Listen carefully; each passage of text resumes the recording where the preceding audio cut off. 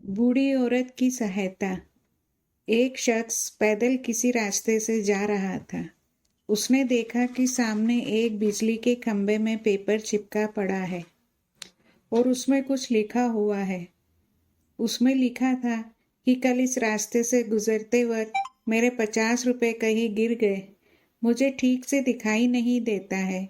कृपया इस रास्ते पर कहीं भी किसी को भी मेरे 50 रुपए मिले तो इस पते पर पहुंचा दे।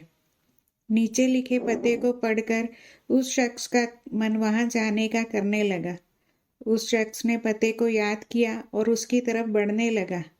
वहां जाने के बाद जब उसने आवाज लगाई तो देखा कि गली के आखिरी में एक झोपड़ी है और वहां से एक बूढ़ी औरत लाठी के सहारे बाहर निकलकर आ रही है। उस शख्स को मालूम हुआ कि वो वृद्धा वहां अकेली रहती थी। बूढ़ी औरत के सामने आने पर उस शख्स ने उससे कहा कि माँ जी, आपके 50 रुपए जो गिरे थे वो मुझे मिले हैं। ये रहे आपके 50 रुपए।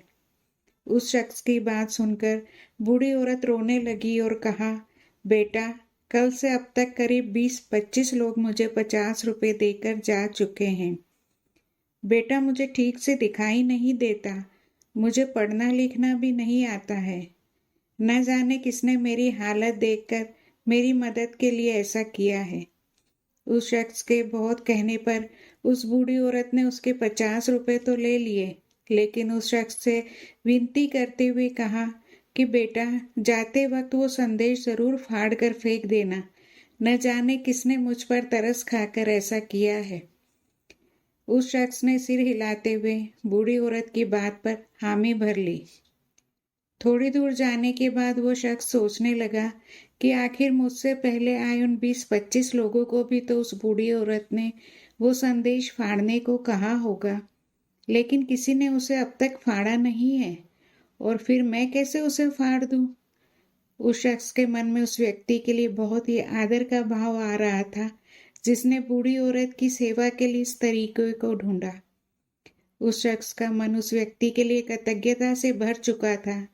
फिर क्या था, उस शख्स ने भी बिजली के खंभे में लगे उस संदेश को वैसे ही रहने दिया। इस कहानी से हमें यही सीख मिलती है कि हमारे मन में सिर्फ कर्म करने की इच्छा होनी चाहिए। मदद के तो अनेकों तरीके हैं। अगर हमारे अंदर किसी की मदद करने की इच्छा हो तो हम किसी न किसी रूप में भी जरूरतमंद की सेवा कर सकते हैं।